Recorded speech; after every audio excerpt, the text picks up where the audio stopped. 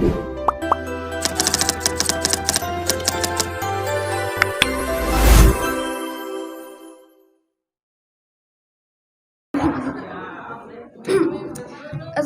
warahmatullahi wabarakatuh. The Honorable Tuan Guru Khairul Salim, The Honorable Mr. Iqbal Ahnaf, The Honorable Musyrif and Musyrifah, The Most Exis Akang MC Faros, and also the Most Exis Gahol Kece Asik Mengkeren Besti. Yeah. Good night, everyone.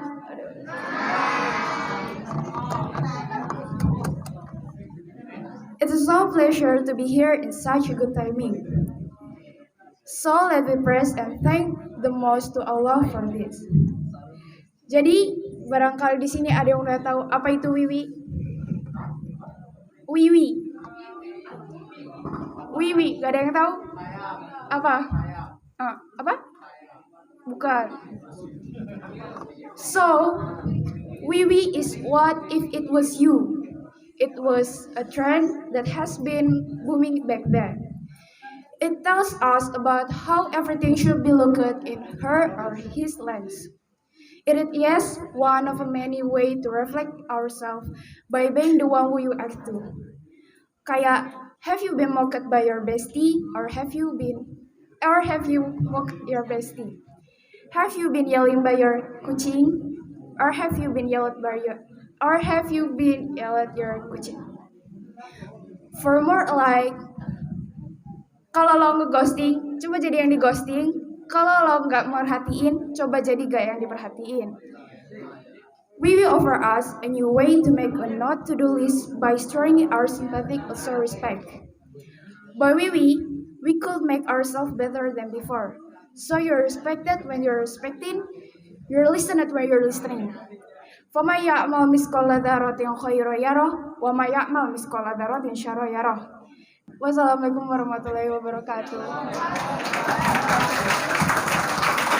Assalamualaikum warahmatullahi wabarakatuh.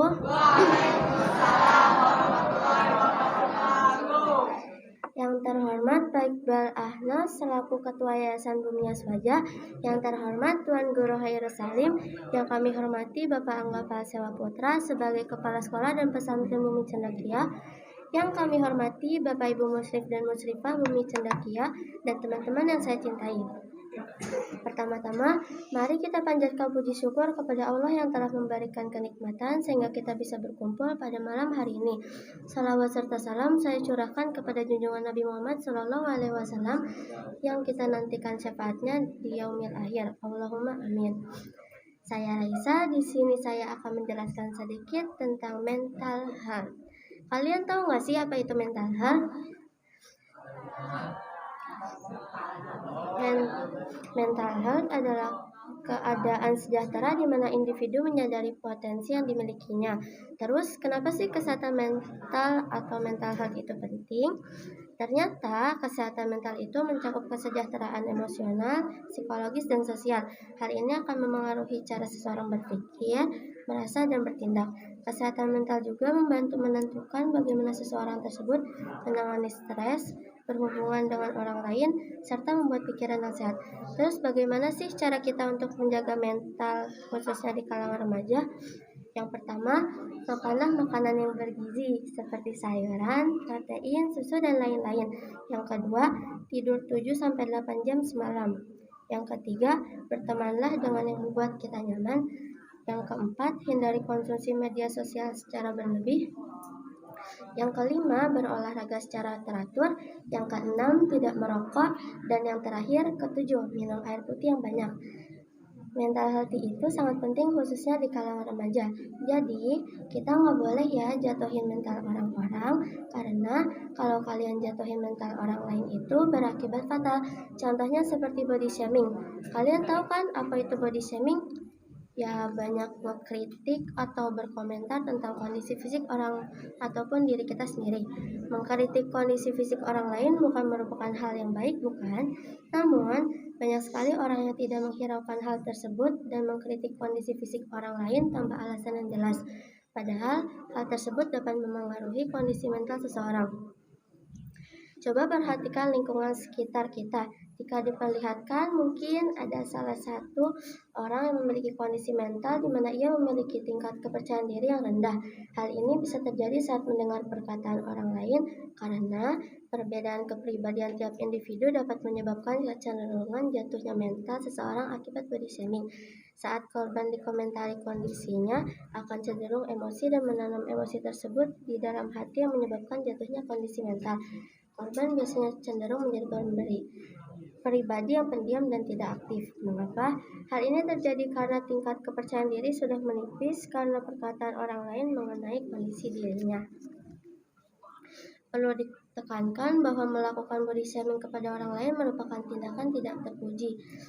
Dampak yang dirasakan oleh korban bukanlah perasaan merasa saja, maka dari itu sebaiknya untuk berpikir sebelum menilai seseorang dan melihat karakter orang agar orang yang kita ajak berkomunikasi tidak merasa tersinggung atas perkataan kita. Sekian dari saya, mohon maaf yang sebesar-besarnya jika saya ada kesalahan baik kata maupun perbuatan, mohon dimaafkan ya. Bunga mawar, bunga melati, jangan lupain bunga lainnya. Ambil hikmah dari pidato ini. Wabillahi taufiq wal hidayah. Wassalamualaikum warahmatullahi wabarakatuh. Mudirul Muassasah Bumi Aswaja Al-Ustadz Dr. Iqbal Ahnaf PhD, Al-Mukarram Tuan Guru Hairus Salim, Al-Mukarram Roisul Madrasah Bumi Cendekia Bapak Angga Palsiwa Putra, Al-Mukarram Jami'il Asatiz wal Asatizat, Faya Ayal Ikhwan wal Akhwatil Kiram. Assalamualaikum warahmatullahi wabarakatuh. Alhamdulillah rabbil alamin, wa bihi nasta'in ala umuri dunya waddin, wassalatu wassalamu wa asrafil anbiya'i wal mursalin wa ala alihi wa ashabihi ajmain. Amma ba'du. Hari ini saya akan berpidato tentang pentingnya memilah sampah. Pertama-tama mari kita panjatkan syukur kepada Tuhan Yang Maha Esa yang telah memberi kita kesehatan supaya kita bisa berkumpul pada malam hari ini. Hadirin yang terhormat, apabila kita amati, seringkali kita menemukan sampah di mana-mana. Permasalahan ini terjadi hampir di setiap kota-kota besar. Saat ini tidak dapat dipungkiri lagi bahwa volume sampah semakin hari semakin banyak. Sayangnya penumpukan sampah ini kurang mendapat perhatian sehingga sulit dikendalikan atau ditanggulangi. Masalah sampah memang tidak ada habisnya. Sampah selain mengurangi nilai estetika suatu tempat, menimbulkan bau yang tidak sedap, memberikan kesan kumuh, juga berdampak pada kesehatan manusia. Sampah akan menjadi tempat berkembang biak segala macam penyakit. Peningkatan jumlah ini sangat dipengaruhi oleh gaya hidup dan jumlah penduduk. Kita dapat melakukan dari hal yang kecil, seperti memisahkan antara sampah organik dan sampah anorganik. Sampah organik adalah sampah yang dapat diurai oleh bakteri pengurai, sedangkan sampah anorganik adalah sampah yang sulit untuk diurai oleh bakteri pengurai. Dari pemisahan itulah kita dapat memulai untuk menanggulangi penumpukan sampah. Sampah anorganik dapat kita manfaatkan kembali menjadi barang yang lebih berguna, sedangkan sampah organik bisa menjadi pupuk kompos. Selain dengan memisahkan sampah, kita juga dapat melakukan metode 3R. Mungkin masih banyak yang merasa asing terhadap arti 3R. 3R terdiri dari reduce, reuse, dan recycle. Reduce berarti menggunakan barang yang tahan lama, dimaksudkan agar tidak memperbanyak sampah dengan barang yang mudah rusak. Reuse berarti menggunakan kembali sehingga dapat mengurangi volume sampah yang akan dibuang. Sedangkan recycle berarti mendaur ulang kembali barang yang telah menjadi sampah, seperti membuat menjadi kerajinan tangan yang memiliki nilai jual. Banyak keuntungan yang dapat kita peroleh dari mendaur ulang sampah. Tentu saja salah satunya akan mengurangi volume sampah. Namun hal lain yang dapat kita peroleh adalah menambah pemasukan kita dari menjual kerajinan yang kita buat dari sampah. Banyak orang-orang kreatif yang telah membuktikannya, bahkan sampai membuat butik kerajinan dari sampah. Mengapa kita tidak menirunya? Sampah bukanlah sekedar limbah. Dengan pengolahan yang baik, sampah dapat menjadi barang yang bernilai jual tinggi. Maka marilah kita memilih untuk mengurangi sampah dari diri kita sendiri, dari hal yang kecil, sehingga terciptalah bumi yang sehat tanpa sampah. Sebelum menutup pidato pada malam hari ini, saya akan membaca sebuah pantun. Jalan-jalan ke Kalimantan Barat. Ada kurma impor dari Roma. Jika kamu ingin sehat, buanglah sampah pada tempatnya.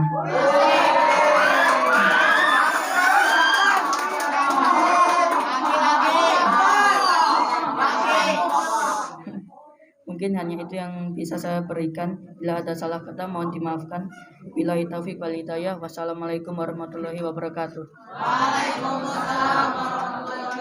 Al-Mukarram Al-Ustadz Iqbal Ahmad Al-Mukarram Tuan Guru Hairus Salim Al-Mukarram Mudirul Madrasah Bumi Cendekia Al-Ustadz Anggapal Sewa Putra Al-Mukarram Al-Ustadz Al-Asatid wal Asatidah Faya ayyuhal ikhwani wal akhwatil kiram Assalamualaikum warahmatullahi wabarakatuh.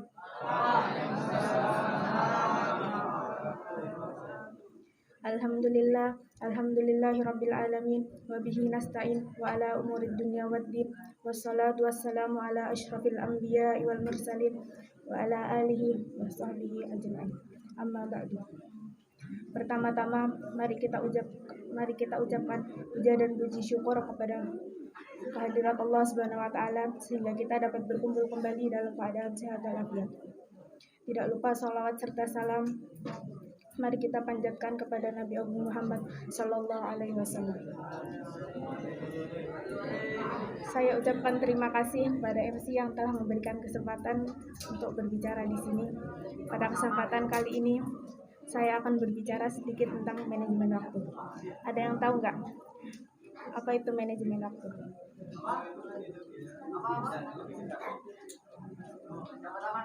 Manajemen waktu.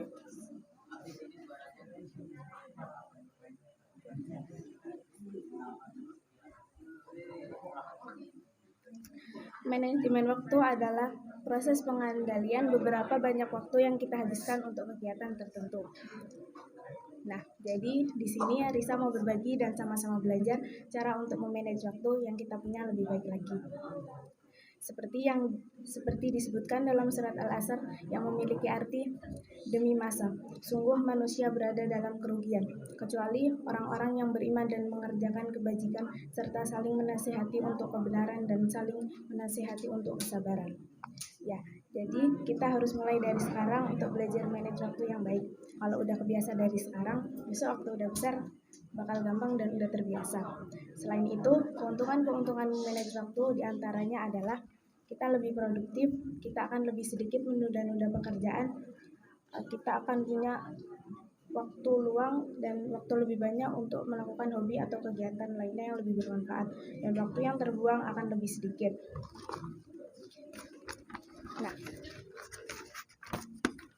Nah, gimana sih cara manage waktu yang baik itu? Pertama, membuat skala prioritas. Jadi, di sini kita bisa bedain mana yang prioritas atau mana yang harus kita lakukan terlebih dahulu dan mana yang tidak harus dilakukan. Yang tahu itu prioritas atau bukan adalah diri kita sendiri. Jadi, kita harus bisa menyusun dan membuat prioritas-prioritas itu. Yang kedua, menghilangkan pikiran-pikiran negatif. Kita harus selalu berpikir positif.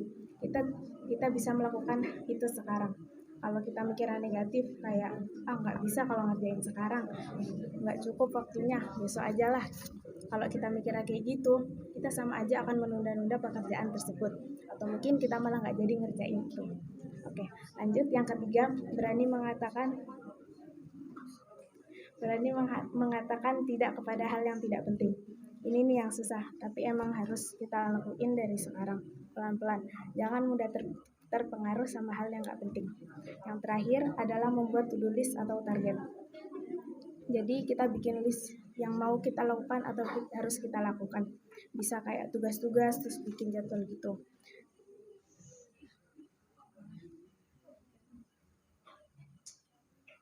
Nah, kalau target jangka waktunya lebih lama, bisa untuk seminggu atau sebulan atau bisa juga setahun ini. Kalau kita bikin list sama target, secara nggak langsung kita akan melakukan itu sebelum deadline-nya. Oke, saya kira sekian yang dapat saya sampaikan pada kesempatan malam hari ini. Mohon maaf sebesar-besarnya jika terdapat salah kata dan perbuatan. Terima kasih atas perhatiannya. Semoga bermanfaat. Wabillahi taufiq wal hidayah. Wassalamualaikum warahmatullahi wabarakatuh. Ya, assalamualaikum warahmatullahi wabarakatuh.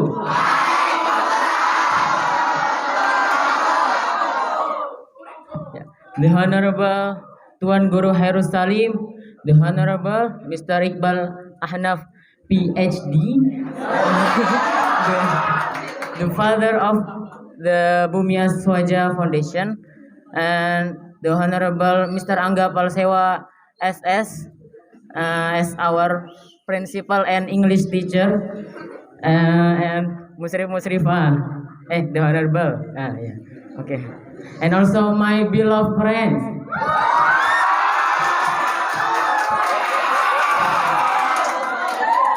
Okay. Alhamdulillah Rabbil alamin wa bihi nasta'in wa ala umurid dunya waddin wassalatu wassalamu ala asyrafil anbiya'i wal mursalin wa ala alihi wa sahbihi ajma'in. Praise be to Allah subhanahu wa ta'ala, because without the presence of Allah subhanahu wa ta'ala, he would not be able to participate in this event. And blessings be to our Prophet Muhammad sallallahu alaihi wasallam, who brought us from the darkness into the light. Ya, oke. Ya,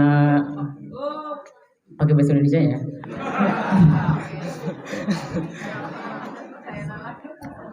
Ya. Bahasa Inggris saja, bisa. Today I'm here as the star of this event. As the star of this event. Yeah, wow.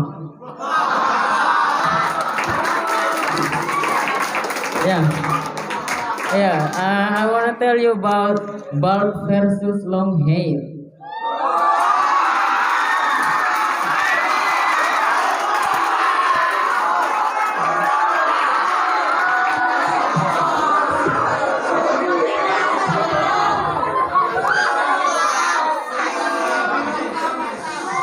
I wanna ask you first, what do you think about bald? Biksu? Wow.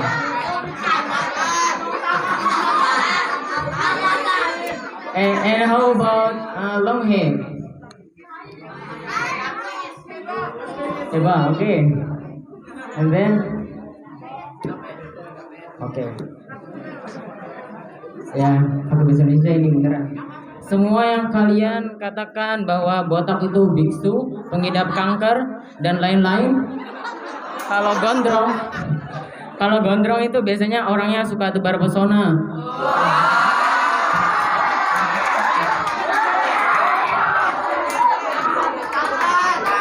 Jangan tersinggung ini. Ya, kurang rapi juga ya, sama orangnya serem juga, suka marah-marah. Kayak gitulah. Ya, itu namanya adalah labeling di masyarakat atau stigma sosial. Emang pada tahu stigma itu apa? Yang tahu pura-pura aja nggak tahu ya. Biar saya jelasin. Ya,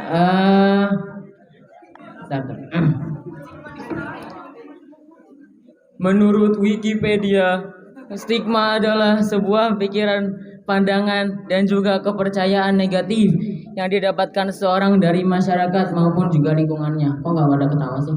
Tuh. Ajem, ingat ajem nggak? Ajem. Mana tuh? Ya itu ajem. Aduh.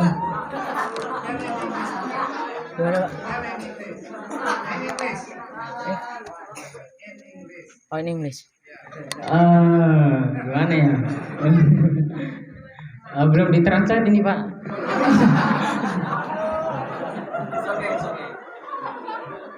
Oke.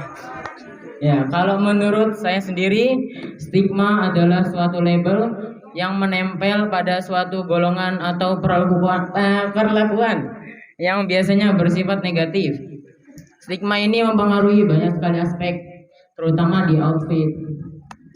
Biasanya orang-orang di YouTube itu kayak Mulut Mustafa itu biasanya. Dia ditanya, "Berapa harga outfit lo?" gitu. Wah, itu sangat buat saya insecure. Ya, kayak gitulah. Ya, misalnya pakai baju partai atau pakai baju apa gitu. Ya, kayak baju SGM. Saya biasanya pakai baju itu juga, baju Pertamina.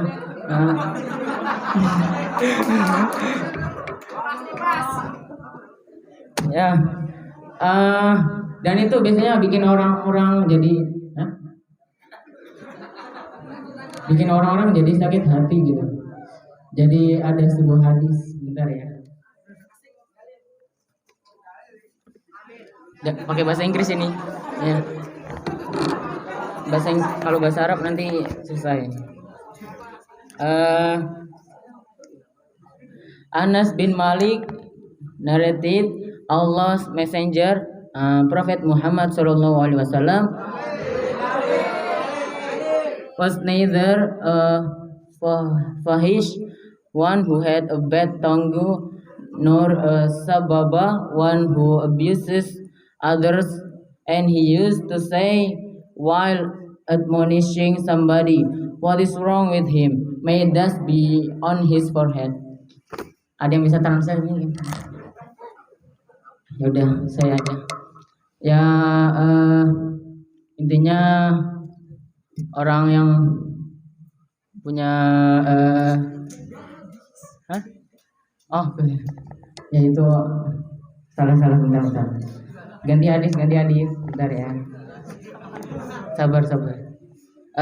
Abu Dzar narrated that he heard the Prophet saying, if somebody accuses another of fusuk or accuses him of kufur, such an accusation will refer to him companion is innocent. Ya, itu intinya kalau ada orang bilangin orang fusuk atau kufur, nanti hinaannya itu balik ke dia, labelingnya itu. Ngerti nggak? Oke. Gimana ya?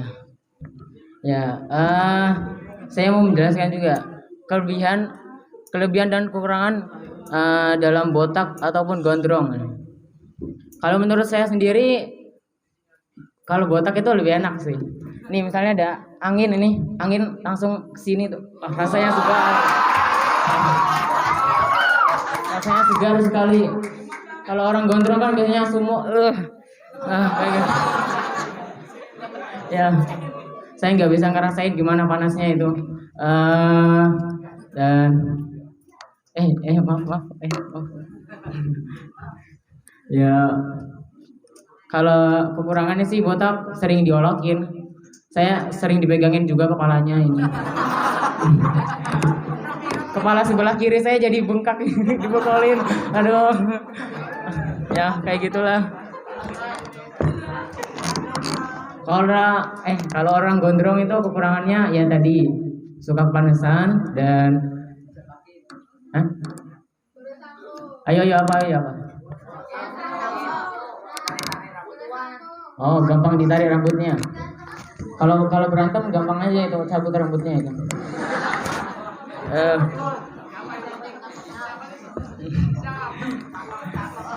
Ya udah. Ya, karena saya juga lagi kebelet pipis ini sebenarnya. Saya izin dulu. Sekian dari saya. Mohon maaf atas kekurangannya. Bahasa Inggris saya masih kurang, grammarnya juga masih kurang. Ya, bagusan Simon.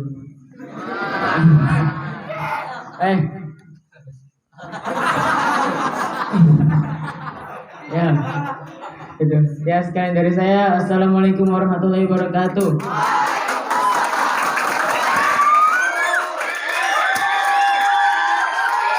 Assalamualaikum warahmatullahi wabarakatuh.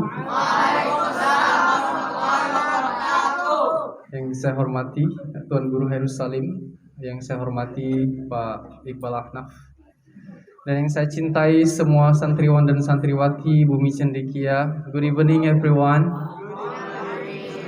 Okay.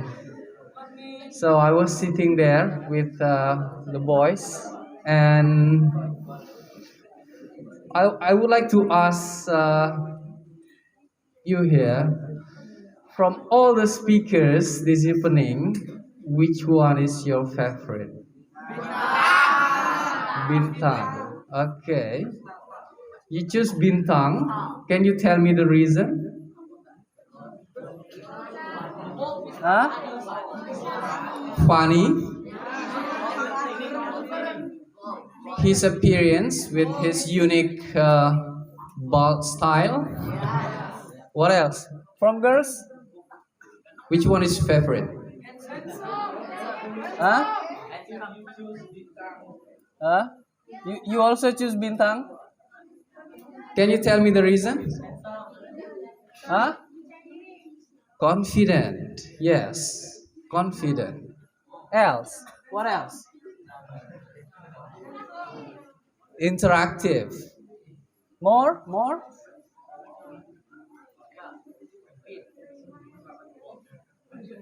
Interactive, funny, confident, handsome.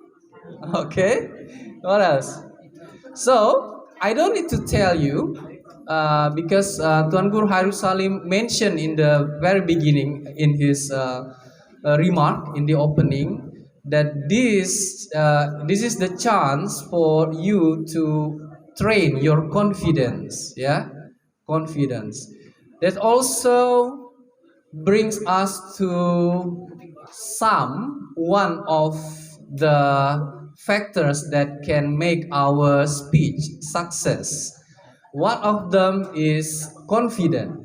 All right, confident. And confidence cannot just be getting by one performance, right? You need to practice again and again, right? Jadi kalian butuh latihan lagi dan lagi.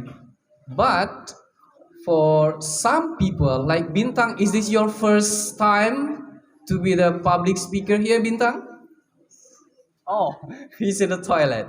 Yeah, for some people it's just in their blood. It is talent to be a performer, even though it's the first time for him or for her. But we can learn, and we are lucky here to have a class with Tuan Guru Hairus Salim. So don't waste your chance, okay? Every time you get a chance, please don't waste it. Take it, and then it is the chance for you to prove yourself. Okay, so from the first speaker, I was very impressed with Shima. All right, because I am the English teacher in Bumi Cendekia, and it was impressive. Thank you, Shima, for choosing the English as your language to be your speech, and also Bintang who uses English.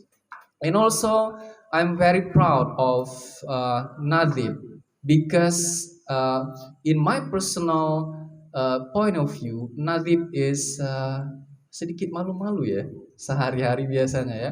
But this evening, he proved himself to be the great speaker, to be the great public speaker. And I'm really proud of you, Nadib. Keep it up, okay? And next, also Raisha. Okay, Raisha is also sometimes not really talkative in the class, right?